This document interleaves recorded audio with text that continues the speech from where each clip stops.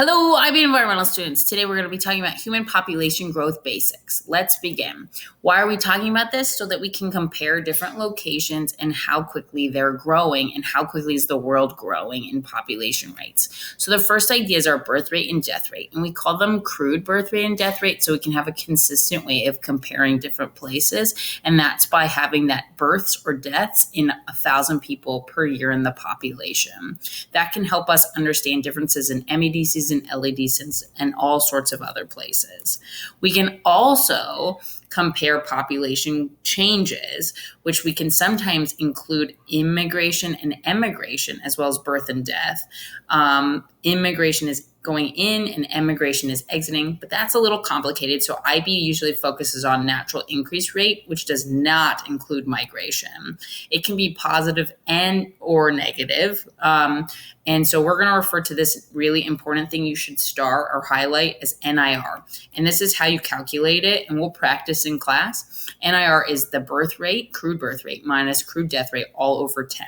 That's going to be important for how we calculate doubling time, which is the number of years it would take for that population to double in size at its current growth rate. And we call that the rule of 70. So it's how how NIR is divided into 70. And so we can calculate that for some example places. Some of these places are MEDC, some of them have recently become MEDCs, and some of them are just transitioning or an LADC, and they have a different approximate growth rates. So pause and try to calculate doubling time.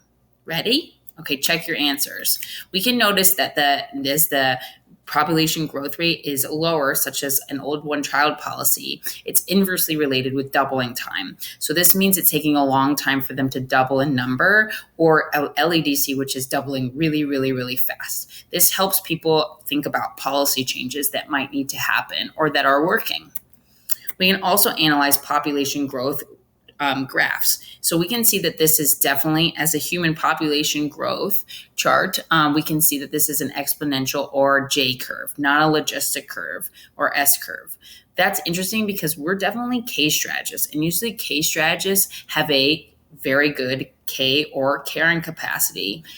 So super bizarre. And not everyone agrees on humans' carrying capacity. It really depends on people's environmental value system, and how we kind of try to predict the carrying capacity will really affect what we think different countries are going to grow in size, as well as the whole world's growth rate and how we have policies about that.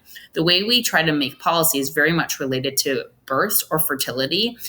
So we can refer to a fertility rate, which is number of live births per 1,000 women in their fertility years, or total fertility rate, which is the amount on average children that a woman would have in her lifetime. So we call that TFR. That one's talked about a lot. Or replacement fertility, which is how many children a couple must bear to replace themselves. So even though there's 2 people in a couple, it's a little over 2 because some people don't have babies. And lastly, this idea of population momentum, which is that if there's a lot of young people in a population, the population is going to continue to grow because there's a lot of people in their birthing years. So what factors will affect crude birth rate and total fertility rate? Well, those things are going to be related to our children needed for labor. Is it an urban or rural area? How expensive is it to raise and educate children? Are women getting married early, or are they going to be working and getting educated and waiting to have kids?